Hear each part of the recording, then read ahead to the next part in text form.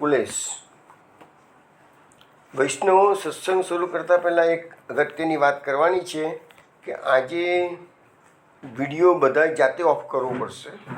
એટલે જે લોકોનો વિડીયો ઓન હોય એ જરા પ્લીઝ જરા ઓફ કરી દેજો.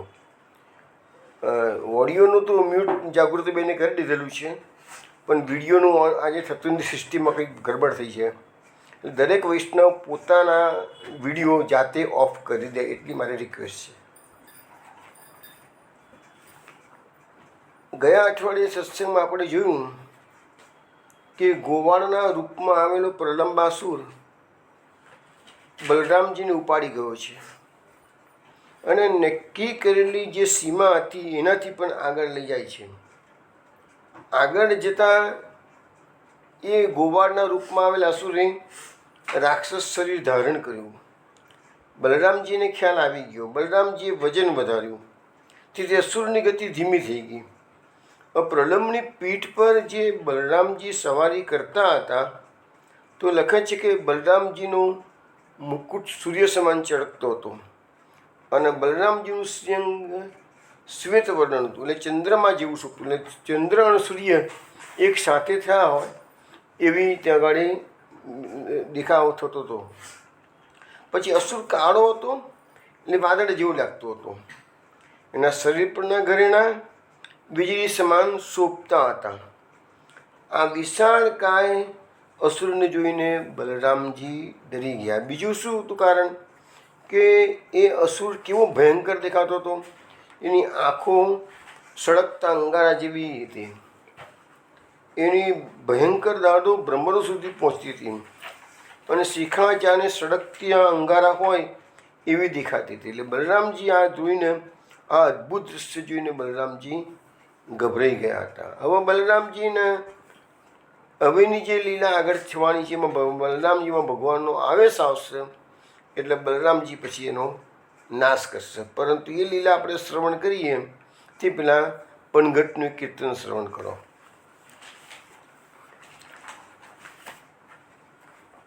ठाणे मदन गोपाल घाट पर, ठाणे मदन गोपाल,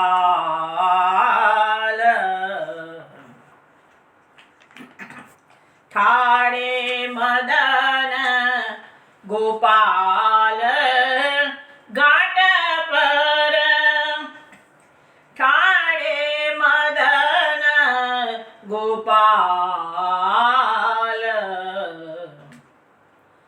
कौन जुगती करी भरोरी जमुना जल, पर्यो हमारे खयाल,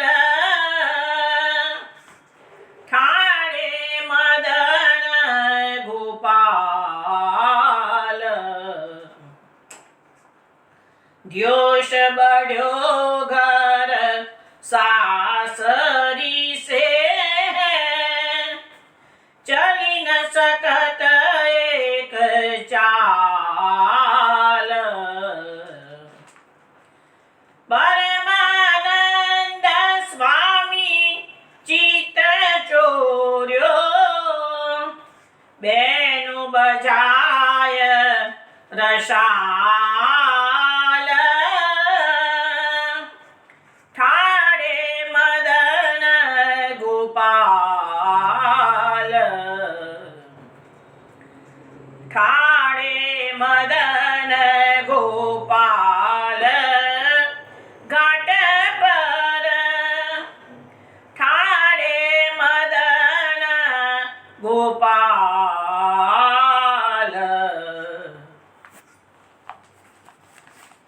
વૈષ્ણવ, આ કીર્તન આપે બિલાવલ રાગમાં શ્રવણ કર્યું છે.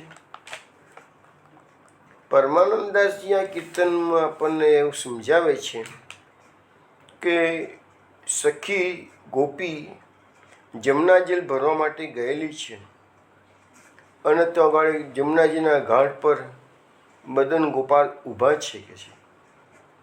હવે સખી પોતાની બીજી સખીને તો આગળ જમના જલ ભરવા આવી અને કહી દે છે કે કોણ જુગતી કરી ભરોરી જમના જલ પર્યો હમારી ખ્યાલ. જો ને કે છે આ કનૈયો આ મદન ગોપાલ અહીંયા બાજુમાં જ ઊભો રહ્યો છે કે છે. હવે એને કહે છે કે એને જોયા પછી હવે કહે છે કે અમારું જમના જલ ભરવાની જેના માટે આવ્યા છીએ એ જમના જલ અમે ભરી શકતા નથી કે છે. હું કઈ યુક્તિ કરું તો જેથી હું જમના જલ ભરી શકું કે છે. આ કે ચિત્ત એને ચોરી લીધું છે. ઘાટ પર મદન ગોપાલ ઊભા છે. હવે એ સખી પોતાની ઊંજન રજૂ કરતા કે છે દોષ બધ્યો દિવસ ચડી ગયો છે કે છે. ઘર સાસ રીસે આજે જવામાં મોડું થઈ જવાનું છે તો ઘરે સાસુ મારી છે ને એ અકળાશે મારા પર કે છે, ગુસ્સો કરી શકે છે. ચલીને સખત એક ચાલ. અત્યારે તો આ ઘાટ પર મદન ગોપાલ ઊભા છે અને એમાં મારું ચિત્ત ચોરાઈ ગયું છે કે જેમ હું એક ડગલું પણ આગળ ઘરે જઈ શકું તેમ નથી. હવે કે છે હું શું કરું કે છે. હજુ જળ બી ભરાયું નથી અને અમારાથી જળ ભર્યા પછી જઈ શકાશે પણ નહીં કે છે. પરમાનંદ સ્વામી ચિત્ત ચોર્યો બેનું બજાય રસાલ કે છે. પરમાનંદ સ્વામી દાસજી કે છે કે ગોપીનું ચિત્ત ભગવાને કેવી રીતે ચોર્યું છે તો એ લખે છે કે બેનું બજાય રસાલ એટલે રસાલી રસીલી વેણું વગાડી અને ગોપીનું મનનું ચિત્તનું આકર્ષણ કર્યું છે. તો આ પનગટ લીલાની અંદર ગોપી જળ ભરવા જાય અને એ જળ ભરતા એને જે અટકાવી દે છે કનૈયાની મધુરી એની વાત છે. હવે આપણે લીલામાં આગળ વધીએ પ્રલંબાસુર વધની વાતમાં.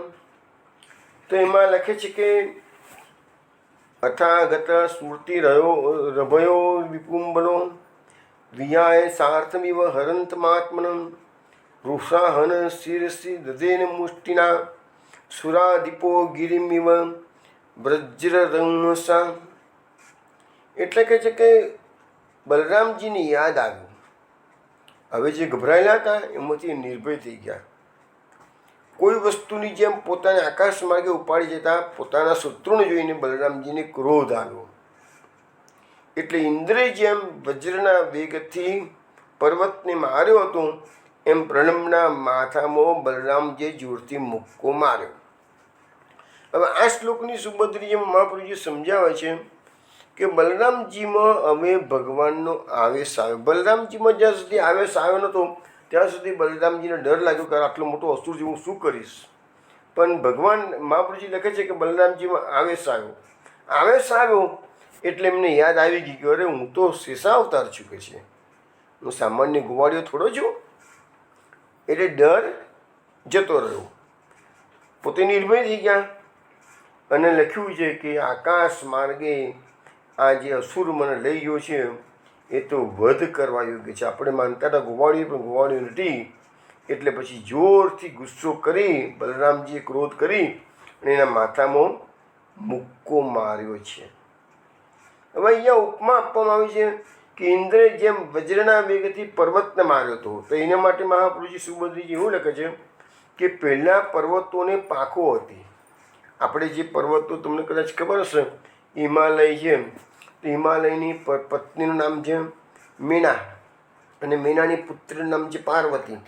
એ પાર્વતીને તમે રામાયણમાં વર્ણન આવે છે કે પાર્વતીના લગ્ન શંકર ભગવાન સાથે થયા હતા. તો શંકર ભગવાન જાન લઈને હિમાલયમાં પાર્વતીને લેવા માટે વરવા માટે જાય છે કે છે. તો એ વખતે પર્વતો જે બધા હતા ને એ જીવંત હતા. આપણે અગસ્ત્ય ઋષિના વાતમાં પણ જાણીએ છીએ કે વિંધ્યાચલ એને ગુરુ માનેલા. તો વિંધ્યાચલ પગે લાગતો તો અગસ્ત્યને. અગસ્ત્યએ કહ્યું કે હું ના આવું ત્યાં સુધી તું આમ નામ રહીએ. એ અગસ્ત્યના વાયદા, ત્યાંથી આપણો શબ્દ પડી ગયો અગસ્ત્યના વાયદા. એ અગસ્ત્ય ગયા હજુ વિંધ્યાચલ પર્વત અગસ્ત્યના ચરણમાં પ્રણામ કરીને પડેલો છે. એટલે ઊંચો પહેલાં વધતો તો ખૂબ વધતો હતો વિંધ્યાચલ પર્વત. આપણી વાતો આપણે શાસ્ત્રોમાં લખેલી છે. તો પર્વતો પહેલાં ઉડતા હતા, જીવંત હતા. હવે એ કહે છે કે પર્વતોને પાંખો હતી અને આકાશમાં ઉડતા એટલે લોકોને એ પર્વતો ગમે ત્યારે પડે તો ડર લાગતો હતો કે હમણાં ઓચિંતા પડશે તો આખી નાખી વસ્તી કચડાઈ જશે કે છે. એટલે ઇન્દ્રએ વજ્રના પ્રહારથી એ પર્વતની પાંખો કાપી નાખી. એટલે પર્વતોમાં જે ઉડવાની શક્તિ હતી એ ચાલી ગઈ. એટલે પર્વતો બધા એકની એક જગ્યાએ સ્થિર થઈ ગયેલા. આજે જે પર્વતો છે બધા પોતપોતાની જગ્યાએ સ્થિર થઈ ગયેલા છે કે છે. એટલે અહીંયા પ્રલંબાસુર પણ આવી રીતે રાક્ષસ ઉડી રહ્યો હતો આકાશમાં, પરંતુ બલરામજી જેવો મુક્કો માર્યો કે તરત જ નીચે જમીન પર આવીને પટકાઈ ગયો છે કે છે. હવે આગળ આ શ્લોકમાં કહે છે, સ આત સપદી વિશીર્ણ મસ્તકો મુખાદ્વમન રુધિરમ અપસ્મૃતો સુર મહારવમ વ્યસુર પતત સમીરયન ગિરિર્યથા મઘવત આયુધા હત. એટલે કે છે કે બલરામજીના પ્રહારથી પ્રલંબાસુરનું માથું ફાટી ગયું, એના મુખમાંથી લોહી વહેવા માંડ્યું, એ યાદદાસ્ત ખોઈ બેઠો, મોટો અવાજ કરતો, અને જેમ ઇન્દ્રના આયુધથી ઘવાયેલો પર્વત પડે એમ એ નીચે જમીન પર પડી ગયો. હવે અહીંયા આ શ્લોકમાં પ્રલંબાસુરનો વધ થયો, માથામાં મુક્કો માર્યો અગાઉના શ્લોકમાં કીધું, અને અહીંયા કીધું એમ કે જે મુક્કો માર્યો માથામાં એના કારણે એ મરી ગયો છે અને એટલે નીચે પડી ગયો છે. તો મહાપ્રભુજીએ જે નામ પ્રકટ કર્યું પુરુષોત્તમ સહસ્ત્ર નામ પ્રલંબ વધ પંડિતમ, તો પ્રલંબનો વધ કરવામાં પંડિત એટલે હોશિયાર, વિદ્વાન. એક આગળ શબ્દ આવ્યો હતો વિદ્વાન, તમ વિદ્વાન અપી શબ્દ આગળ મેં તમને 2-4 શ્લોકો પહેલાં આવી ગયો છે કે ભગવાન વિદ્વાન એટલે જાણી ગયા હતા કે આ ગોવાળીઓ નથી પણ અસુર છે, એટલા માટે એ શબ્દ વાપરે તો વિદ્વાન. અહીંયા મહાપ્રભુ જે શબ્દ વાપરે છે પંડિત, તો પ્રલંબ વધ પંડિત, પ્રલંબાસુરનો વધ કરવામાં ભગવાન હોશિયાર છે, જાણકાર છે અને કેવી રીતે મારે, એટલે બલરામજીનો પોતાનો પ્રવેશ કરાવ્યો. બીજું ત્રિવિધલા નામાવલીમાં પાછું મહાપ્રભુજી આ જ નામ મૂક્યું છે કે પ્રલંબ ઘાત કાય નમઃ. એ સમજી શકાયું છે. પ્રલંબાસુરનો વધ કર્યો એના પરથી નામ પડ્યું પ્રલંબ ઘાત કાય નમઃ. હવે મહાપ્રભુજી સુબોધનીજીમાં એમ કે છે, બલરામજીએ પ્રલંબાસુરના માથામાં જોરથી એવો મુક્કો માર્યો કે એના મુખમાંથી લોહી વહેવા મળ્યું.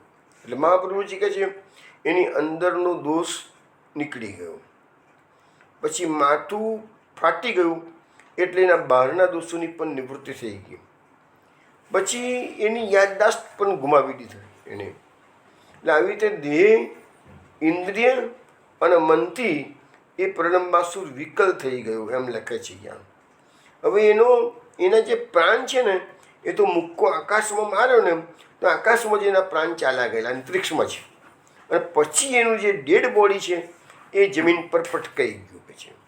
અને પછી જમીન પર પડ્યો અને ડેડ બોડી હતું એટલે પછી એ ઊભો થઈ શક્યો નહીં કે બલરામજી સાથે ફરીથી લડવા માટે, કારણ કે એના આકાશમાં જ એના પ્રાણો ચાલ્યા ગયા હતા. મહાપ્રભુજી આગળ જણાવે છે કે પ્રલંબાસુરના પ્રાણ આકાશમાં ગયા, એવી રીતે વત્સાસુરના પ્રાણ પણ આકાશમાં ગયા, એવી રીતે ધેનુકાસુરને પણ બલરામજી માર્યો ત્યાં એના પ્રાણ પણ અંતરિક્ષમાં ગયા હતા, ઉપરના ભાગમાંથી જ પ્રાણ જતા રહેલા હતા બધાના કહે છે. એ કમ્પેરિઝન અહીંયા મહાપ્રભુજી આપી છે.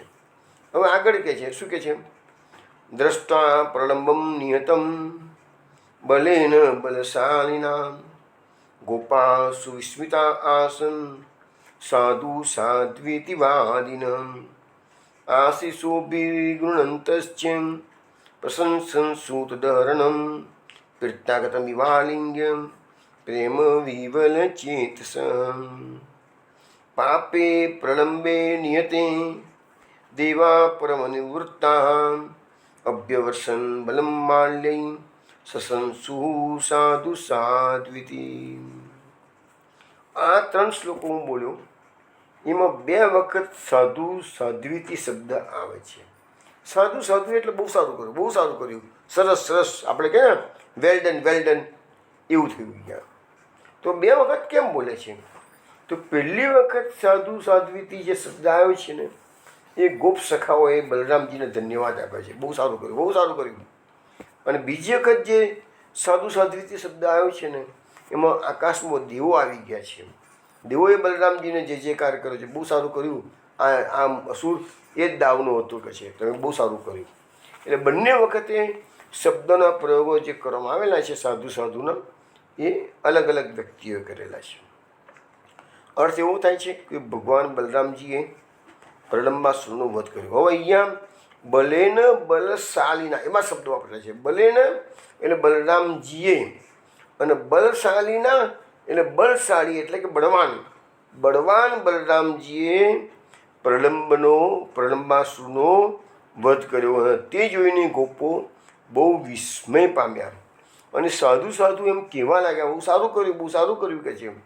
પછી ગોપોમાં દેવભાવનો પ્રવેશ થયો એટલે બલરામજીને આશીર્વાદ પણ આપવા લાગ્યા. ગોપાળો તો સખાને કેટલી આશીર્વાદ આપ્યો. પણ જ્યારે એ ગોવાળમાં દેવોનો આવેશ આવ્યો એટલે એમને બલરામજીને આશીર્વાદ આપ્યા કે ઘણા વર્ષો જીવો અને વ્રજવાસીઓનું પાલન કરો.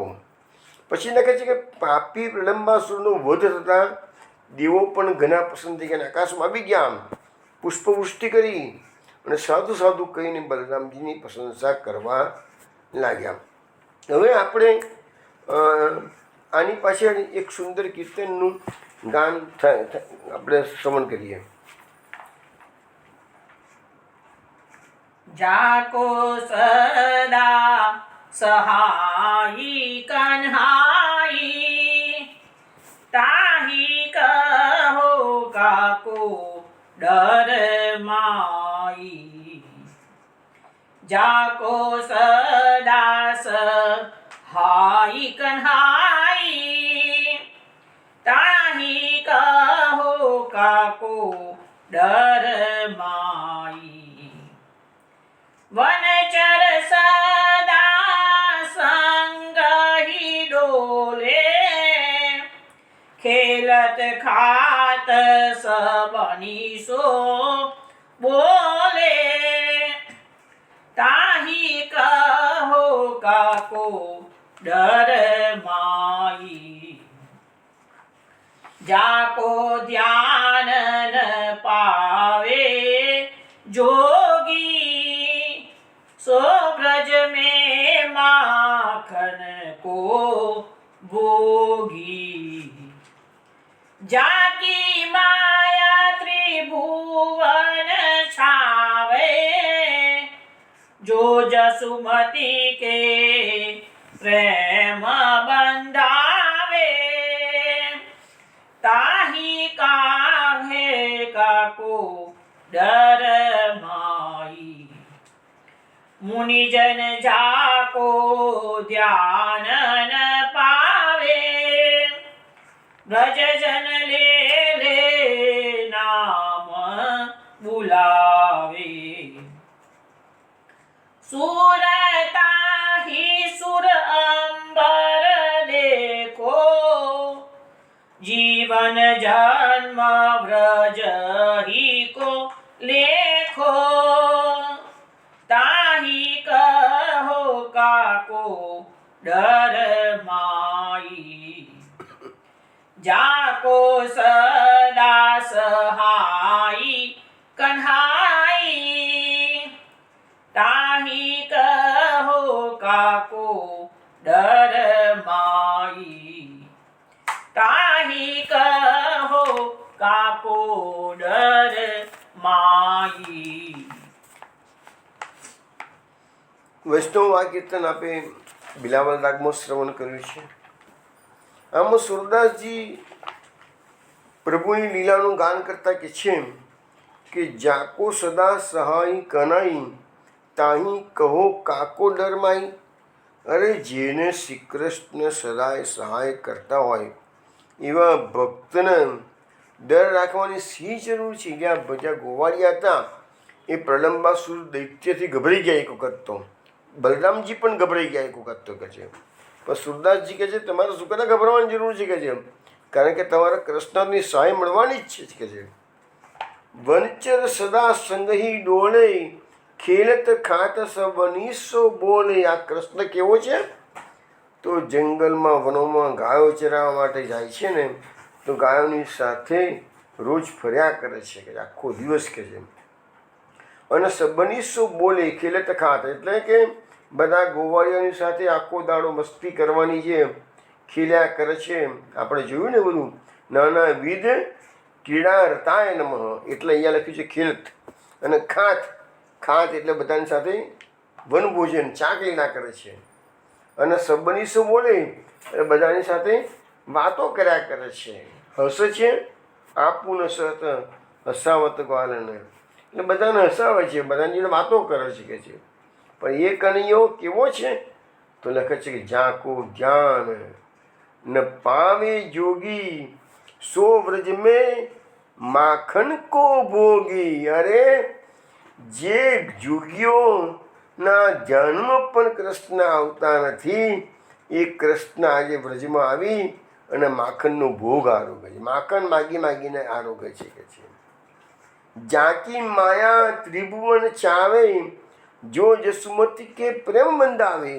અરે જે કૃષ્ણની માયા આખા વિશ્વને ભટકાવી દે છે કે આખા વિશ્વમાં છવાયેલી છે કે છે, એ જ કૃષ્ણ વ્રજમાં આવી જસુમતીના પ્રેમના દોરીથી બંધાઈ જાય છે. મુનિજને જાકો ધ્યાન ન પાવે, યોગીઓ મુનિઓ વર્ષોથી તપસ્યા કરે છે, તેના ધ્યાનમાં પણ આવતા નથી કે છે. વ્રજજન લે લે નામ બોલાવે, પણ એવા કૃષ્ણને આ વ્રજવાસીઓ નામ લઈને પોકારે છે કે છે. સુર તાઈ સુર અંબર દેખો, સુરદાસજી કે છે એવા કૃષ્ણને જોવા માટે અંબર એટલે કે આકાશમાં, સુર એટલે દેવો. આજે એ દેવો બલરામજીને ધન્યવાદ આપવા માટે આવી ગયા. સુરદાસજી કહે છે સુર તાહી સુર અંબર દેખો, આકાશમાં આવીને વ્રજમાં જે દેવો જે છે એ કહે છે જીવન જન્મ વ્રજ હી કો લેખો. આ ગોવાળિયાઓનો જન્મ વ્રજમાં થયો છે તો એમને ખરેખર કે એમનું મોટું ભાગ્ય જ કામ કરી ગયું છે કે છે. ખરું જીવનની સફળતા તો આ વ્રજવાસીઓની છે કે જે કૃષ્ણ એની સાથે રોજ ખેલત ખાત વાતો કરે છે, વ્રજવાસીઓનું નામ લઈ લઈને પોકાર કરે છે. તો એ વ્રજવાસીઓનો પણ મહિમા આ કીર્તનમાં ગાવામાં આવેલો છે. હવે આપણે જે શ્લોક જોયો હતો કે ભાઈ ગોવાળિયાઓએ પણ સાધુ સાધુ કહ્યું છે, આકાશમાં આવેલા દેવોએ પણ સાધુ સાધુ કહીને અભિવાદન કરેલું છે કે છે. તો મહાપ્રભુજી સુબોધિનીજીમાં કહે છે કે આ જે ગોપો હતા બધા ગોવાળિયાઓ એને પહેલાં તો આશ્ચર્ય લાગ્યું. આશ્ચર્ય કેમ લાગ્યું? બે ત્રણ કારણ આપે મહાપ્રભુજીએ. પહેલું આશ્ચર્ય એ થયું કે જેને એ લોકો સામાન્ય ગોવાળીઓ માનતા હતા એ તો મોટો અસુર નીકળ્યો, એક વાત આવી. બીજું આશ્ચર્ય કેમ લાગ્યું કે બલરામજી એવો મુક્કો જ માર્યો એમાં તો એનો વધ થઈ ગયો કે છે. અને ત્રીજું આશ્ચર્ય એ લાગ્યું કે પ્રલંબાસુર બલરામજી જેવા બળવાનને પણ આકાશમાં ઉપાડીને લઈને જતો રહ્યો હતો કે છે. ત્યારે બધા ગોપો ચિંતિત થઈ ગયેલા હતા. એટલે આ બધા કારણોના કારણે મહાપ્રભુજી સમજાવે છે કે ગોવાળિયાઓને વિસ્મય થયું. પણ જ્યારે એમને ખબર પડી ગઈ કે બલરામજીનો વધ કરી ચૂક્યો છે પછી વિસ્મય નથી થયો. પછી એમના કંઈ જાણે છે કે બલરામજી બલશાલી છે, ભલે ને બલશાલી નામ, સાધુ સાધુ કહીને એનું અભિવાદન કરેલું છે. હવે એ ગોવાળિયાઓએ પહેલાં તો એને સાધુ સાધુ કહીને અભિવાદન કર્યું, પછી તરત આશીર્વાદ આપ્યા. તો કેટલાક ગોપોને દેવભાવ પ્રાપ્ત થયો. આપણે ગયા અઠવાડિયે સત્સંગમાં કહ્યું હતું કે આ જે ગોવાળિયાઓ છે એમાંના કેટલાક તો દેવો પણ ગોવાળિયાનું રૂપ ધારણ કરીને આવે છે. એટલે મેં કહ્યું હતું કે કયા દેવો? સામાન્ય રીતે આપણે એવું સમજીએ છીએ કે જે લોકો સ્વર્ગમાં ગયા છે અને દિવ્યોની પ્રાપ્તિ કરે છે એ લોકોને તો એના પુણ્યનો ભોગ કરવા માટે જ બેલેન્સ હોય પુણ્યનું, ત્યાં સુધી જ સ્વર્ગમાં રહેવા મળે. એ બધી આપણી વાતો અનેક વાત થઈ ગઈ છે, જાણીએ છીએ. પણ અહીંયા ગયા અઠવાડિયે મેં સમજાવ્યું હતું કે આ એ દેવો નથી. આ કયા દેવો છે? જે દેવોને પ્રભુની પ્રાપ્તિ માટે અનેક પ્રયત્નો કરેલા છે, પરંતુ એ કોઈ કારણસર એમની કચાશના કારણે ભક્તિનું જે પૂર્ણ ફળ છે શ્રી કૃષ્ણની પ્રાપ્તિ એ પ્રાપ્ત ન કરી શક્યા હોય પણ ભગવાન એમની મનની સૂક્ષ્મ વાસનાઓને સંતોષવા માટે ભગવાન એમને વ્રજમાં દેવ સ્વર્ગમાં મોકલે છે. એટલે એ લોકોનું જે ભોગની વૃત્તિ હોય એનું નિર્મૂલન થઈ જાય છે. પછી એ લોકોનું ભગવાનના લીલા પરિક્રમ કે પાર્ષદ તરીકેનું સ્થાન પ્રાપ્ત થવાની તૈયારીમાં હોય એવા દેવોને ભગવાન વ્રજલીલામાં સંમિલિત કર્યા છે. તો એ ગોપોને દેવભાવ પ્રગટ થયો એટલે બલરામજીને આશીર્વાદ આપવા લાગ્યા છે. હવે આ જે ગોવાળિયાઓ હતા ને એમાં કેટલાક ગોવાળિયાઓ ભગવાન દેવનું બલરામજીનું પૂજન કરવા લાગ્યા. કેટલાક ઉત્તમ પ્રકારના ગોપો હતા એ તો એની સ્તુતિ પણ કરવા લાગ્યા. કારણ કે બલરામજી તો ગમે તેમ ભગવદ અવતાર છે, દેવોથી તો મોટા જ કહેવાય, એટલે પૂજન પણ સ્વીકાર્યું છે અને સ્તુતિ પણ સ્વીકારી છે.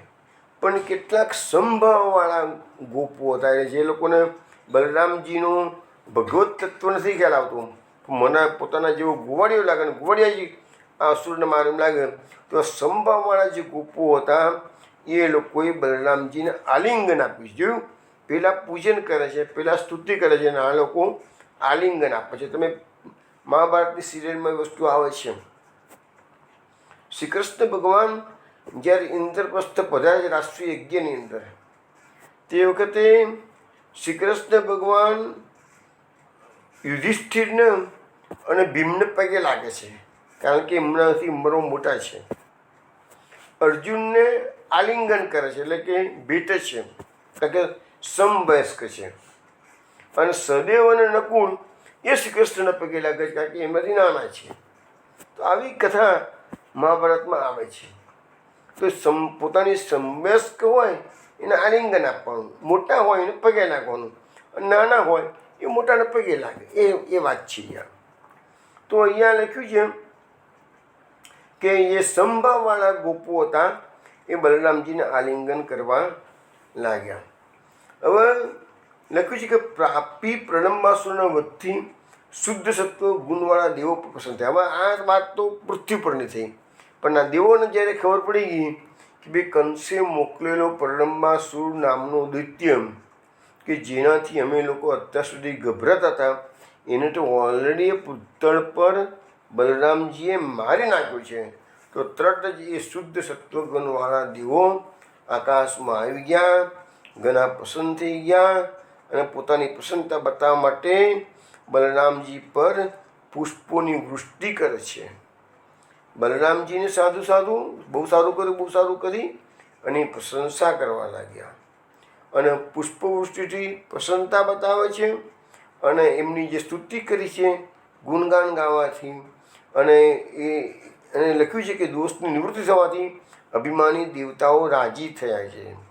અને હવે એ મૂળ વાત આવી, ભગવાનની આ લીલાથી અંતઃકરણના દોષોની નિવૃત્તિ થઈ અને ગોપો અને દેવોએ એનું અનુમોદન કર્યું. એટલે મૂળ વાત શું છે કે આ જે પ્રલંબાસુર વધની જે લીલા છે એનું મુખ્ય તાત્પર્ય એ છે કે અંતઃકરણના દોષોની નિવૃત્તિ. આપણે પંચ પર્વા અવિદ્યાની વાત ઘણી વખત થઈ ચૂકી છે. એમાંની જે ચોથી અવિદ્યા છે એ અંતઃકરણની દોષો છે. અને પાંચમું જે આવશે આવતીકાલે દાવાગ્નિ પાન, એ જે આવશે ને એમાં સ્વરૂપ વિસ્મૃતિનો દોષ ભગવાન દૂર કરાવશે.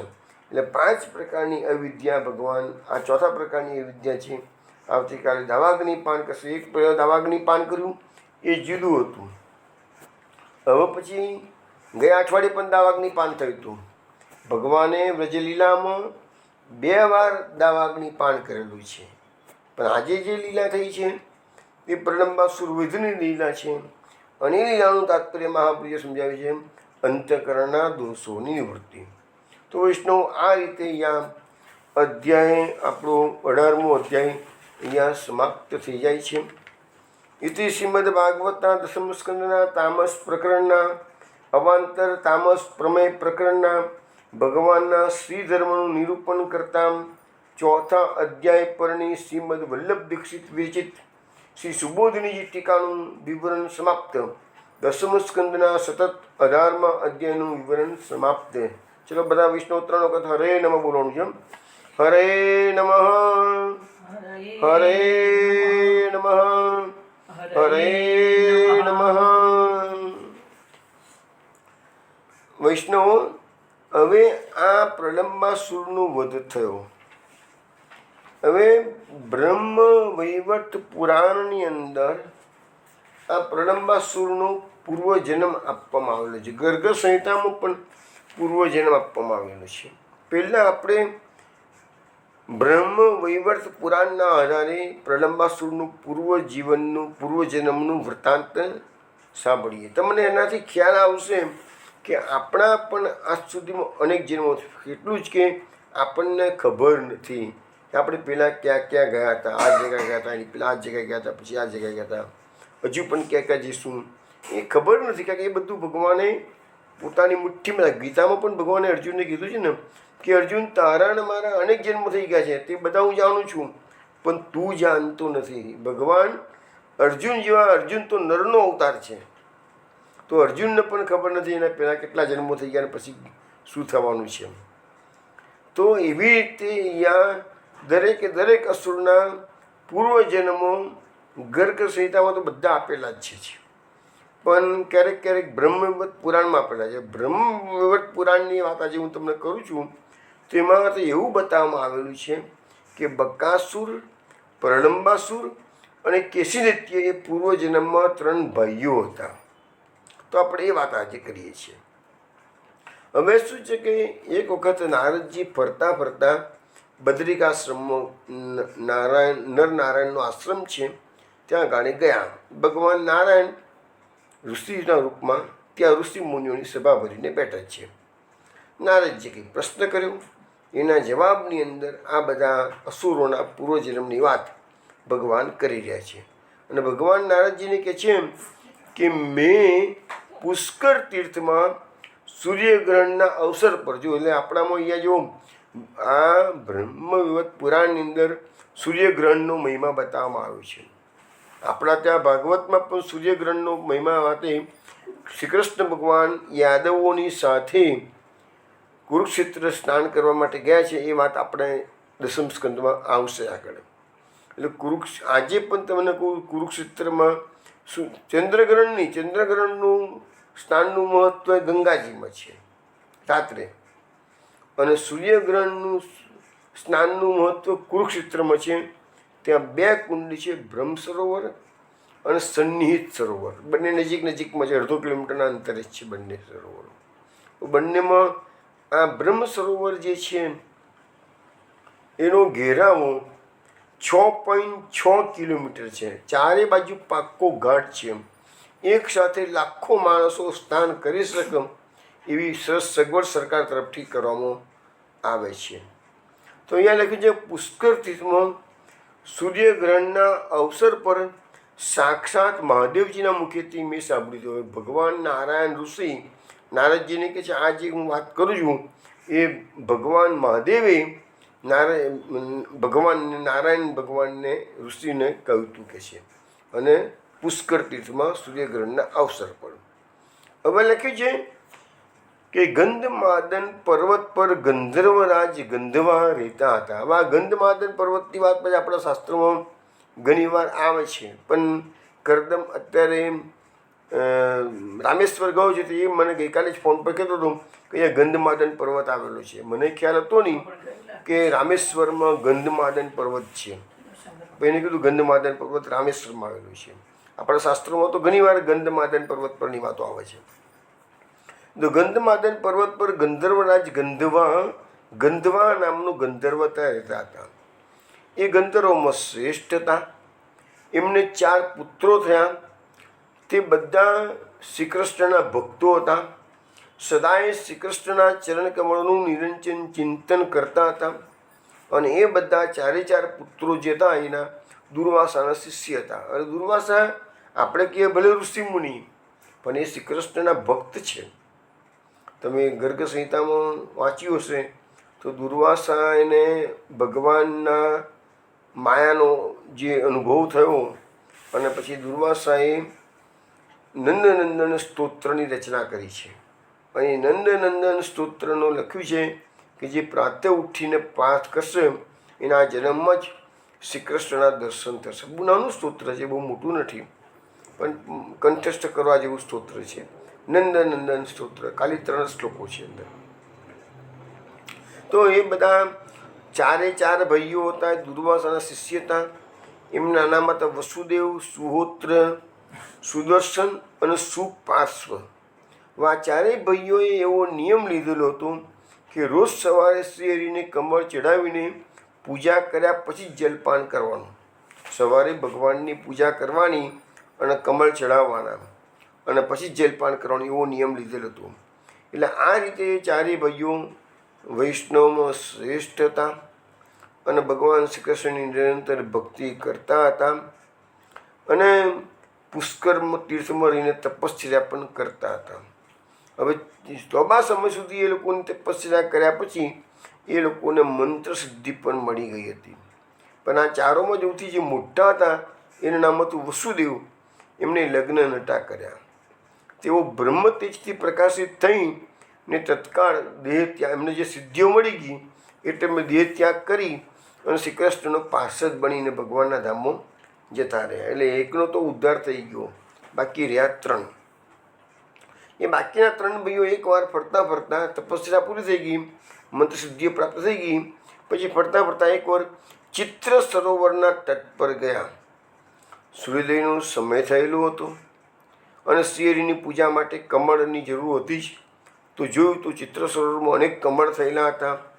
એટલે આ ભાઈઓએ એ સરોવરમાંથી કમળો લીધા. પણ જેવા એમને કમળ ત્યાંથી લીધા સરોવરમાંથી, ત્યાં જ ભગવાન શંકરના સેવકો જોઈ ગયા અને તત્કાળ એમને 3 જણને પકડીને બાંધી દીધા અને શંકર ભગવાન પાસે લઈ ગયા. 3 ભાઈઓએ જોયું કે અમે તો શંકર ભગવાનની પાસે લઈ આવ્યા છે.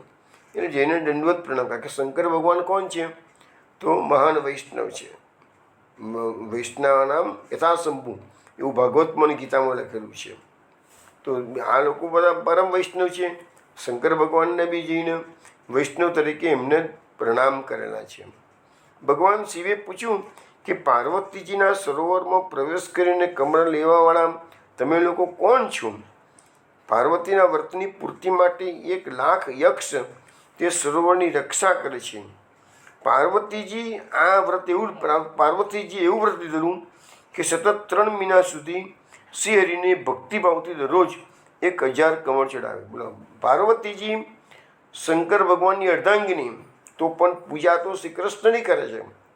અને એવું વ્રત લીધેલું પાર્વતીજીએ કે 3 મહિના સુધી દરરોજ શ્રી કૃષ્ણના ચરણોમાં 1,000 કમળના ફૂલ ચડાવવાના. હવે એ જ કહ્યું હતું, શંકર ભગવાને કહેલું કે તારા વ્રતની પૂર્તિ ન થાય ત્યાં સુધી આ સરોવરમાંથી કોઈ કમળ તોડશે નહીં. કહે છે હું 1,00,000 યક્ષોને એની જવાબદારી સોંપું છું. અને જો કોઈ ભૂલી ચૂકે પણ કમળ તોડશે તો તે આસુરી યોનિને પ્રાપ્ત થશે. હવે આ 3 જણા તો ભયભીત થઈ ગયા. હાથ જોડીને ભક્તિભાવપૂર્વક પ્રણામ કર્યા અને કીધું કે પ્રભુ, અમે તો ગંધર્વરાજ ગંધર્વના પુત્રો છીએ. અમે શ્રી કૃષ્ણની કમળ ચડાવીને જળ પીએ છીએ, એવો અમારો નિયમ છે. અને આ માતા પાર્વતીનું સરોવર છે એની અમને ખબર હતી નહીં. એને ખબર હોત ને તો અમે આવું કરતા નહીં. કે છે આપ આ બધા કમળ લઈ લો, તમારું વ્રત પાર્વતીજીનું સફળ બનાવી દો. કે છે અને આજે અમે કમળ નહીં ચડાવીએ અને આજે આખો દિવસ અમે જળ પણ નહીં પીએ. કે છે એટલે ભક્તો પર અનુગ્રહ કરવા માટે ભગવાન શરીર ધારણ કરે છે. આ બધું રૂપ ભેદ માયાથી પ્રતિ થાય. એટલે કે જેમ કે શંકર ભગવાનનું શરીર હોય કે શ્રી કૃષ્ણનું હોય, એ બધું રૂપ ભેદના માયાથી પ્રતિ થાય અલગ અલગ. બાકી બધા ભગવાન એક જ છે એવું અહીંયા બતાવવામાં આવે છે. આ કમળ તમે લઈ લો. અમે તો તમને હવે એમ કે છે ભાઈ શંકર ભગવાન અને શ્રીહરિમાં આ લોકો કહે અમે કોઈ ભેદ માનતા નથી, તમે જ અમારા પ્રભુ છો. હે અચ્યુત, અમારું હૃદય જેના ધ્યાનથી પરિપૂર્ણ છે, તમે પોતાના તે રૂપના અમને દર્શન કરાવો. હવે અમે તો જે શ્રી કૃષ્ણની બંસીધારી છે અને લલિત ત્રિભંગી સ્વરૂપ છે એના દર્શન તમારામાં અમે કરવા માગીએ છીએ કે છે અમને શ્રી કૃષ્ણના શ્યામ સુંદર સ્વરૂપના મુરલીધારી પિતાંબરધારી સ્વરૂપના દર્શન કરાવો એમ કહી તેઓએ શ્રી કૃષ્ણના સૌંદર્યનું વર્ણન કર્યું. મારે શ્રી કૃષ્ણના કયા સ્વરૂપનું અમે ધ્યાન કરીએ છીએ એનું વિસ્તૃત વર્ણન બ્રહ્મ વૈવર્ત પુરાણમાં આ 3 ભાઈઓ શંકર ભગવાનને સમજાવે છે. અમે તો આ સ્વરૂપની પૂજા કરીએ છીએ કે છે ધ્યાન કરીએ છીએ. આ વર્ણન સાંભળી શંકર ભગવાનના શ્રી અંગો રોમાંચિત થઈ ગયા. શંકર ભગવાનની આંખોમાંથી આંસુ ઉભરાવા લાગ્યા. શંકર ભગવાન બોલ્યા, ભાઈઓ, અમે જાણ્યું કે તમે તો શ્રેષ્ઠ વૈષ્ણવ છો અને પોતાની ચરણરજથી પૃથ્વીને પવિત્ર કરતાં કરતાં આખા વિશ્વમાં બ્રહ્માંડમાં ભ્રમણ કરી રહ્યા છો કે છે. હું પણ શ્રી કૃષ્ણના ભક્તોના દર્શનની સદા ઈચ્છા રાખું છું. શંકર ભગવાન શું કહે છે? હું શ્રી કૃષ્ણના ભક્તોના દર્શનની સદા ઈચ્છા રાખું છું, કારણ કે સાધુ સંતો આ 3 લોકોમાં દુર્લભ છે. ભગવાનના ભક્તો મળવા ઇઝી નથી. ભૌતિકવાદીઓ તમને ખૂબ મળશે દુનિયામાં ફરશો તો, પણ ભક્તિભાવવાળા માણસો તો બહુ જૂજ હોય છે કે છે. શંકર ભગવાન કહે છે કે મને વૈષ્ણવો મારી જાત કરતાં પણ વધારે વહાલા છે. પરંતુ આ 3 ભાઈઓને કહે છે, પરંતુ પૂર્વકાળમાં મેં પ્રતિજ્ઞા કરેલી છે કે પાર્વતીના વ્રતના સમયે જે લોકો અન્ય વ્રતના નિમિત્તે પણ આ સરોવરમાંથી કમર લઈ જશે તેઓ તરત જ આસુરી યોનિને પ્રાપ્ત થઈ જશે કે છે. પણ એક વખત મેં નિર્ણય કર્યો છે એટલે એમાં હું કોઈ ફેરફાર કરી શકીશ નહીં કે છે. પરંતુ તમે ભાઈઓ એટલું સમજો વૈષ્ણવો કે શ્રી કૃષ્ણના ભક્તોનું ક્યારે અહિત થતું નથી. જોયું ને કેટલી મોટી એસન્સ આપે ભક્તિ માગણી. મહાપ્રભુજીએ પણ આપણને સમજાવ્યું છે સરોનીને પ્રકરણમાં કે પુષ્ટિ માર્ગમાં પતનની કોઈ શક્યતા જ નથી. શ્રી કૃષ્ણના ભક્તોનું ક્યારેય અહિત થતું નથી. એટલે તમે લોકોને પહેલાં દાનયોનીમાં તો એક જવું તો પડશે જ કહે છે, પછી તમને કહે છે કે તમને બધાને ગોલોકધામની પ્રાપ્તિ થશે કે છે. તો લખે છે કે તમોને જે શ્રી કૃષ્ણના સ્વરૂપનું તમે હમણાં થોડી વાર પહેલાં શ્રી કૃષ્ણના સ્વરૂપના તમે જે વર્ણન કર્યું છે તે એવા સ્વરૂપના દર્શનની તમારી જે ઉત્કંઠા છે એ તમારી ઉત્કંઠા તમને વંદરાવનમાં તમે અસુર બનીને જશો તો ત્યાં તમને શ્રી કૃષ્ણના એ સ્વરૂપના દર્શન થશે. એ તમારી ઈચ્છા એ વખતે પૂરી થશે અને એ વખતે શ્રી કૃષ્ણના હાથે તમારું મૃત્યુ થશે અને ભગવાન તમને દિવ્ય વિમાન પર આરૂઢ કરીને પોતાના ધામમાં મોકલી દઈ શકે છે. છતાં શંકર ભગવાન કહે છે કે છતાંય તમે વૈષ્ણવો છો અને મારા માટે ખૂબ વહાલા છો, એટલે હું તમને જે વર્ષો પછી વ્રજમંડળમાં જે શ્રી કૃષ્ણના સ્વરૂપના દર્શન તમને મળવાના છે એ દર્શન આજે હું મારા સ્વરૂપમાં કરાવું છું. એમ કહીને શંકર ભગવાને પોતે જ શ્રી કૃષ્ણનું દ્વિભુજ રૂપ મુરલીધારી પિતાંબરધારી રૂપ ધારણ કરી અને એમની અભિલાષા પૂર્ણ કરેલી છે. હવે પછી તો 3 પતન થઈ ગયું. આ શાપ આપેલો હતો એટલે એમાં જે સૌથી બીજા નંબરનો દીકરો ભાઈ હતો સુહોત્ર એ બકાસુર થયો, સુદર્શન હતો એ પ્રલંબાસુર થયો અને સુપાર્શ્વ નામનો સૌથી નાનો ભાઈ હતો એ કેશીદિત્ય થયો. હવે કેશીદિત્યનું વર્ણન પાછું ભાગવતમાં આગળ ઉપર આવશે. વંદરાવન ભગવાનની જે વ્રજલીલા છે એમાં છેલ્લા દિવસે કેશીદિત્યને મારશે.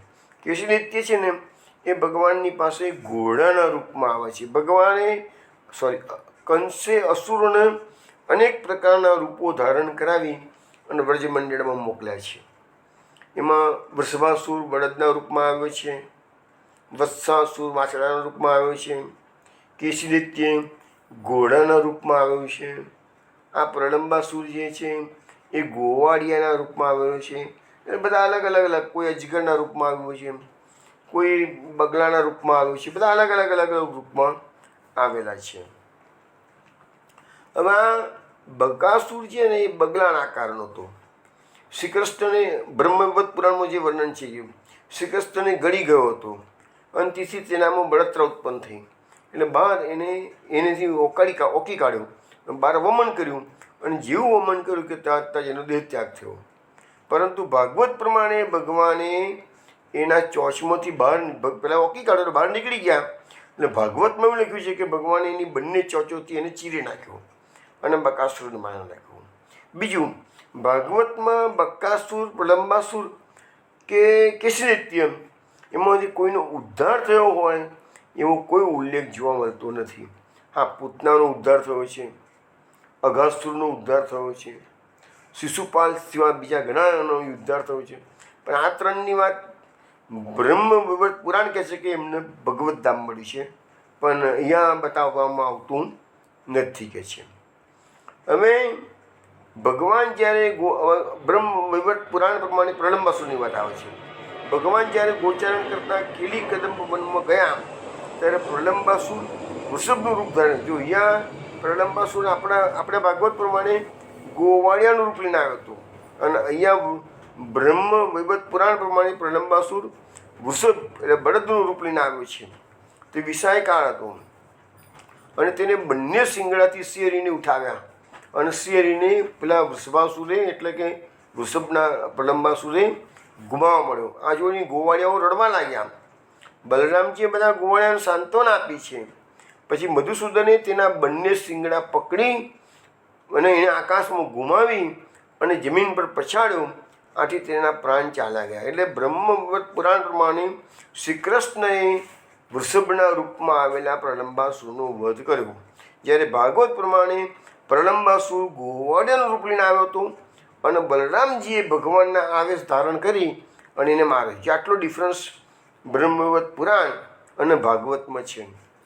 પછી ભગવાન ગાયો ચરાવતા ભાંડીરોન પાસે આવી ગયા. શિયરીને મસ્તક પર છે તે સમયે બલવાન કેસી.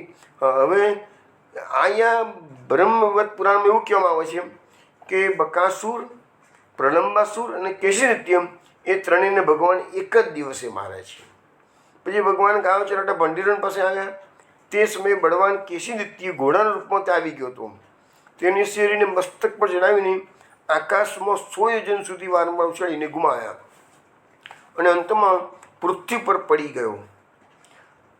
તે પાપીય શિયરીના હાથને દાંતથી પકડી લીધા અને હાથને ચાવવા લાગ્યો. આ આપણે જે કેશિદૈત્ય છે એ ભગવાનના હાથને ચાવવા લાગેલો કે છે એવું લખ્યું છે.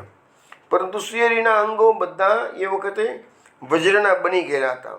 એટલે હાથને ચાવવા જતાં કેશિદૈત્યના બધા દાંત તૂટી ગયા અને શ્રીકૃષ્ણના તેજથી દગ્ધ થઈને તેને પૃથ્વી પર પ્રાણોનો ત્યાગ કર્યો. એટલે અહીંયા કેશિદૈત્યને માર્યો છે ભગવાને એ વાત આવે છે. હવે આપણા જે ભાગવતમાં વર્ણન એવું આવશે કે ભગવાને પોતાનો હાથ, પોતાની ભુજા કેશિદૈત્યના મોઢામાં મૂકી છે અને એકદમ લોબી કરી નાખી છે. ભુજાને વિસ્તાર કર્યો છે અને એ રીતે એના પ્રાણ રૂંધી નાખ્યા છે. એવું ભાગવતમાં આગળ 37મા અધ્યાયમાં એનું વર્ણન આપણે એ વખતે શ્રવણ કરીશું. હવે લખ્યું છે કે આ ત્રણે દૈત્યોને ભગવાને એક જ દિવસો મારે છે. આ દિવ્ય રૂપધારી પાર્ષદો દિવ્ય વિમાનમાં બેસી ગોલોકધામ પધાર્યા અને બધાને ભગવાને સારૂપ્ય મુક્તિ પ્રાપ્ત કરાવી છે. પણ બધા એની પહેલાં વિમાનમાં બેસી અને પહેલાં તો બધા ભાંડીરોનમાં આવ્યા અને શિયરીને પ્રણામ કર્યા. એમની રજા માગી છે. અમે તમારા ધામમાં ભગવત ધામમાં જઈ રહ્યા છીએ, સ્તુતિ કરી છે અને પછી દિવ્ય વિમાન દ્વારા ઉત્તમ ગોલોકધામમાં ચાલ્યા ગયા છે. ભાગવતની આપણે બકાસુર વધની લીલા 11મા અધ્યાયમાં જોઈ હતી. પ્રલંબાસુર વધની લીલા હજુ અત્યારે આપણો હમણાં જે 18મો અધ્યાય પૂરો થયો એમાં જોઈ છે. અને કેશી વધની લીલાનો વર્ણન આપણે 37મો અધ્યાય આવશે ત્યારે કરીશું. અમે ગર્ગ સંહિતામાં જે પ્રલંબાસુરનો પૂર્વજન્મ બતાવે છે થોડું જુદો બતાવે પાછો. હવે આમાં શું છે જે અલગ અલગ બતાવે છે ને એનો અર્થ એવો કે આ બધી અલગ અલગ કલ્પની લીલા, કારણ કે ગર્ગ સંહિતા ખોટી છે કે બ્રહ્મવટ પુરાણ ખોટું છે કે ભાગવત ખોટું છે એવું કહેવાનું તો આપણી હિંમત ચાલે નહીં. અને એ હોય પણ નહીં, કહેવાય હિંમતને શું ને હોય પણ નહીં. પણ દરેકે દરેક જગ્યાએ ભાગવતની લીલા એટલે શાશ્વત કલ્પની લીલા, ગર્ગ સંહિતા લીલા એટલે શ્વેતવાળા કલ્પની લીલા, અને બ્રહ્મવટ પુરાણની લીલા એ પણ કોઈ અન્ય કલ્પની લીલા છે.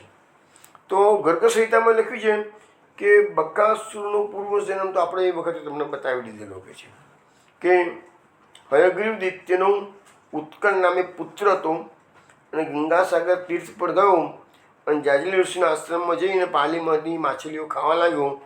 ઋષિએ એને એ ઉત્કલ નામના દૈત્યને બગલો બનવાનો શાપ આપ્યો. એટલે એ બકાસુરનો પૂર્વજન્મ ગર્ગ સંહિતામાં બતાવવામાં આવેલો છે. પ્રલંબાસુરનો પૂર્વજન્મ ગર્ગ સંહિતામાં એવો બતાવ્યો છે. એક યક્ષરાજ કુબેરે પોતાના ઉપવનમાં શંકર ભગવાનની પૂજા માટે ફૂલવાડી બનાવેલી હતી. કુબેર છે ને એ પણ શંકર ભગવાનના ભક્ત છે અને એ બધા યક્ષોના રાજા થયા કહેવાય. યક્ષોની વાત આપણે ભાગવતમાં 4થા સ્કંદની અંદર ધ્રુવજીને યક્ષોનું યુદ્ધ આવે છે ને, એમાં લાખો યક્ષોને ધ્રુવજીએ મારી નાખ્યા હતા. તે વખતે લખ્યું છે કે એની રાજધાનીનું નામ છે અલકાપુરી. જે કુબેરની જે રાજધાની છે એ અલકાપુરી કહેવાય, હિમાલયમાં આવેલી છે. તો ત્યાં આગળ એને શંકર ભગવાનની પૂજા માટે એક ફૂલવાડી બનાવેલી કે છે. અને કુબેરે શાપ આપેલો કે જે કોઈ શંકરની પૂજા સિવાય અહીંયા ફૂલો છૂટશે તો તેને અસુરની યોનિ પ્રાપ્ત થશે. હવે એ જમાનાની અંદર શું થયું કે હુહુ નામનું ગંધર્વ, આ હુહુ નામના ગંધર્વની વાત પાછી ભાગવતમાં 8મ સ્કંદમાં આવશે. અને હુહુ નામનો જે ગંધર્વ છે એ દેવલ ઋષિના શાપથી પછી મગરની યોનિ પ્રાપ્ત કરશે. અને ગજેન્દ્રનો જે પ્રસંગ આવશે 8મ સ્કંદનો 3જો અધ્યાય, એમાં અને 4થા અધ્યાયની અંદર એનો પૂર્વજન્મ બતાવેલો છે. હું ગંધર્વ અને ઇન્દ્રધૂમ્ન રાજા, એ ઇન્દ્રધૂમ્ન રાજા છે એ જ ગજેન્દ્ર બનશે અને હું ગંધર્વ છે એ જ મગર બનશે. એ બધી વાતો આપણે 8મ સ્કંદ આવશે ત્યારે વિસ્તારપૂર્વક જોઈશું. હવે આ હું નામનો જે ગંધર્વ છે એનો છોકરો હતો, પુત્ર હતો, એનું નામ હતું વિજય. એ પણ ભગવાન શ્રી કૃષ્ણનો ભક્ત હતો અને એક વખત હાથમાં વીણા લઈ અને ભગવાન શ્રી કૃષ્ણના ગુણગાન ગાતા ગાતા ચાલ્યો જતો હતો. રસ્તામાં આ કુબેરે બનાવેલું ચૈત્રરથ વન આવ્યું. હવે એને ખ્યાલ ના રહ્યો કે આ વનમાંથી મારાથી ફૂલો તોડાય નહીં અને ભૂલથી એને ફૂલો ચૂંટી લીધા કે છે. જેવા ફૂલો ચૂંટી લીધા ને તો યક્ષરાજ કુબેરનો તો સાપ હતો, ત્યાં જ એને ગંધર્વની યોનિ ચૂકી ગયો અને એ બની ગયો જે સીધો અસુર. એને ખ્યાલ આવ્યો કે મેં ભૂલ કરી છે કે છે.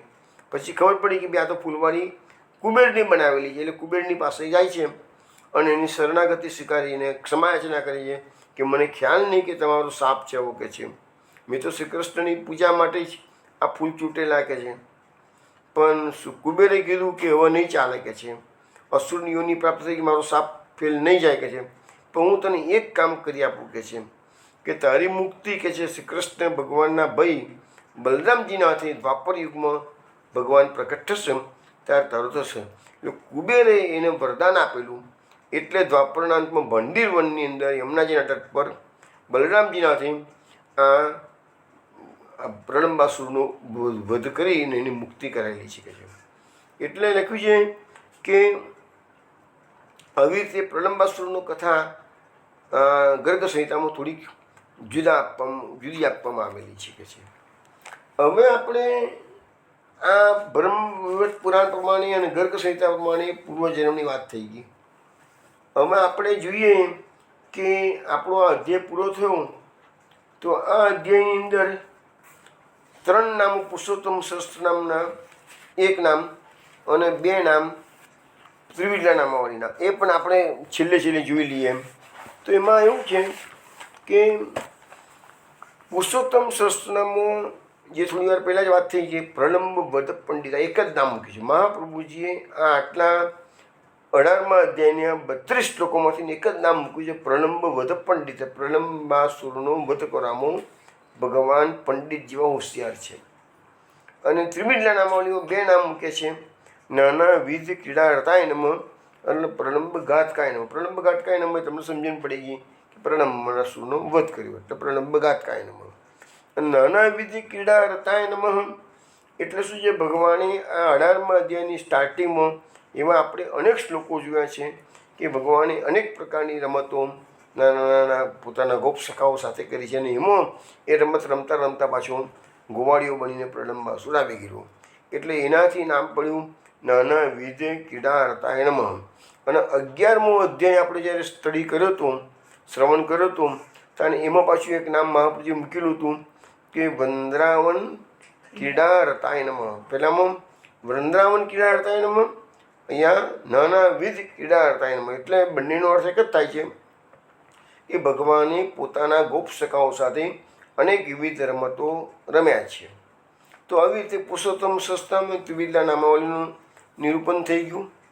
હવે આપણે દસમ સ્કંદની અનુક્રમણિકામાં મહાપ્રભુજીએ શું લખ્યું છે એ થોડું છેલ્લે જોઈ લઈએ. તો 17મો અને 18મો અધ્યાય ભેગો કરીએ તો એવું લખ્યું છે, હૃદય કાળીય સંબંધ કથનમ બનિમોચનમ કીડા પ્રલંબ નિધનમ. આટલો 1.5 શ્લોક મહાપ્રભુજી મૂક્યો છે. એનો અર્થ બધા કે 17મા અધ્યાયમાંથી શ્રી યમુનાજીના ધારામાં કાલીય નાગ કેવી રીતે આવ્યો એની ઉપાખ્યાન આપ્યું. રાત્રે વનમાં દાવાગ્નિ પકટ્યો, ભગવાને દાવાગ્નિનું પાન કર્યું, સરોજવાસીઓનું અને ગાયનું રક્ષણ કર્યું તેની વાત થઈ. 18મા અધ્યાયમાં ભગવાને ગોપસખાઓ સાથે વિવિધ લીલાઓ કરી અને લીલા દરમિયાન ગોપ વેશે આવેલા અતિરુષ્ટ અસુર એવા પ્રલંબાસુરનો બલદેવજીએ વધ કર્યો.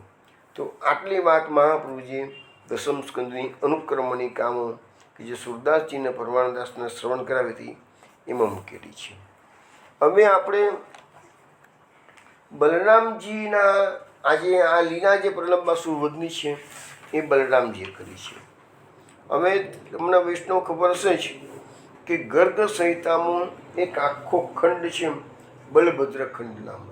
એ બલદેવજીનું ખૂબ વિસ્તૃત વાતો બધી ગર્ગ સંહિતામાં કરવામાં આવેલી છે. અને એમાં બલરામજીના 1000 નામો, સહસ્ત્ર નામો નિરૂપણ કરવામાં આવેલા છે. તમને બલરામજીના 1000 નામોમાં કોઈ પુરાણોમાં 1000 નામો જોવા નહીં મળે, ખાલી આ ગર્ગ સંહિતામાં આપેલા છે. તો એ અત્યારે આપણે જે પ્રલંબવધની જે લીલા થઈ એમાં આપણને સમજાવવામાં આવે છે કે 4 નામો આ પ્રલંબાસુરને વધ નક્કી કરવામાં આવેલા છે. કયા કયા નામો? તો બલદેવજીના નામો, આમ તો 1000 નામ આપેલા છે ગર્ગ સંહિતામાં, પણ 4 નામો આ લીલામાંથી લીધા છે. એક તો બળભદ્ર, પ્રલંબગ્ન, બલદેવ અને અચ્યુતાગ્રજ. આ 4 નામોની વાત આપણે જે કરીએ છીએ. હવે પેલું નામ છે કે બલદેવ. તો બલદેવ કેમ નામ મૂક્યું છે ગર્ગ સંહિતામાં? તો કે ભગવાનની મહાવીર રૂપ બળશક્તિ દેવ બળદેવજી છે. ભગવાને પ્રલંબાસુરને જાતે નથી માર્યો, પણ બળદેવજી પાસે મારાવડાવ્યું છે. કેમ કે બલદેવજી એ ભગવાનની બળશક્તિ જ છે, કે છે બળશક્તિ જ છે, ભગવાનનું જ પોતાનું બળ બલદેવજીમાં મૂકેલું છે, માટે નામ પડ્યું બળદેવ. પછી નામ આપ્યું છે પ્રલંબગ્ન. તો પ્રલંબ નામના અસુરને મારી નાખ્યું, ઘ્ન એટલે મારવો, માર્યો માટે નામ પડ્યું પ્રલંબગ્ન. પણ અંદર એવું સમજાવવામાં આવે છે કે પ્રલંબાસુર કોણ છે? તો વાસનાનો પુંજ છે. એટલે એ વાસનાના પુંજનું દહન બલરામજીએ કર્યું છે, એટલે એનું નામ પડ્યું પ્રલંબગ્ન. પછી નામ આવ્યું બલભદ્ર. બલભદ્રનો અર્થ એવો થયો કે ભગવાનની એક બલવત શક્તિ દ્વારા દૈવી જીવોના વાસનારૂપ પુંજનો નાશ કર્યો. બલરામજીએ પ્રલંબાસુરનો નાશ કર્યો. એટલે અહીંયા એવું લખવામાં આવે છે કે ભગવાનના જે દેવી જીવો, જે ભક્તો છે, એનામાં જે વાસના રૂપી અંદર રહી ગયેલી હોય, તો આ પ્રલંબાસુરને માર્યો એટલે કે વાસનારૂપી પુંજને નાશ કરી દીધો. અને ભદ્ર એટલે કે કલ્યાણ. તો બલદેવજીએ એ પ્રમાણે શ્રી કૃષ્ણના ભક્તોનું કલ્યાણ કર્યું છે, માટે નામ પડ્યું બલભદ્ર છે. અને પછીનું નામ આપવામાં આવ્યું છે અચ્યુતાગ્રજ. બલદેવજી કોણ છે? અચ્યુત ભગવાનના અગ્રજ, મોટા ભાઈ છે. એનો અર્થ એવો સમજાવવામાં આવ્યો છે કે જે દિવસે ભગવાને મહારાસ લીલા કરી અને કામનો વિજય કર્યો, કામ પર વિજય મેળવ્યો, એના પર કામદેવ લડવા આવ્યા હતા ને, તો ભગવાને રાસલીલા એટલે શું છે? કામ વિજય લીલા. રાસલીલા એ કામ લીલા નથી, પણ કામ વિજય લીલા છે.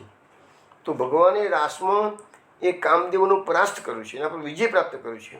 એટલે લખ્યું છે અંદર કે પોતાના વીર્યને નાશ થવા દીધું નથી ભગવાને. અને એ દિવસથી ભગવાનનું નામ અચ્યુત પડ્યું. અચ્યુત એટલે જે પોતાના સ્વરૂપથી ચ્યુત ન થાય તે સ્થિર રહે છે. સતત ભગવાન રાસલીલા વખતે હોય કે અસુરોને મારતી વખતે હોય એકદમ સ્થિર રહેશે, કે જે એમનામાં કોઈ જાતનો વિકાર ક્યારેય અસુરોને મારતી વખતે ગુસ્સો નથી આવતો, અને ગોપીઓ સાથે રમણ કરતી વખતે કામ વાસના પણ આવતી નથી, એટલે પોતે સ્થિર છે. એટલે અચ્યુત એટલે જે પોતાના સ્વરૂપથી બદલાય નહીં તે, એવા અચ્યુતની પહેલાં બલરામજીએ જન્મ લીધો છે. માટે બલદેવજી એ અચ્યુતના મોટા ભાઈ થયા, માટે એમનું નામ પડ્યું છે અચ્યુતાગ્રજ. એટલા લખ્યું છે કે ભગવાનમાં જે શક્તિ, તે વીર શક્તિનું બીજું સ્વરૂપ બલદેવજી હોવાથી એ પ્રલંબાસુર જેવા વાસનારૂપી પૂજના દૈત્યનો વધ બલદેવજી દ્વારા થવો યોગ્ય છે. માટે બલદેવજીનું નામ પ્રલંબગ્ન છે, અને ભગવાને બલદેવજી દ્વારા જ લોકોનું કલ્યાણ કરવા માટે એ ક્રેડિટ ભગવાને બલદેવજીને આપેલી છે. તો વૈષ્ણવો, આપણો અહીંયા 18મો અધ્યાય પૂરો થયો છે. હવે આવતીકાલે સત્સંગમાં રાત્રે 8 વાગે આપણે 19મો અધ્યાય શરૂ કરીશું, અને 19મા અધ્યાયમાં પાછું બીજી વખતનું દાવાગ્નિ પાન છે. એ તમને કાલે સમજાવવામાં આવશે કે પહેલાં દાવાગ્નિ પાન અને આ દાવાગ્નિ પાનમાં શું તફાવત છે. એ બધી વાતો આપણે કાલે રાત્રે 8 વાગે મળીશું, ત્યારે કરીશું. ત્યાં સુધીમાં જય જય શ્રી ગોકુલેશ.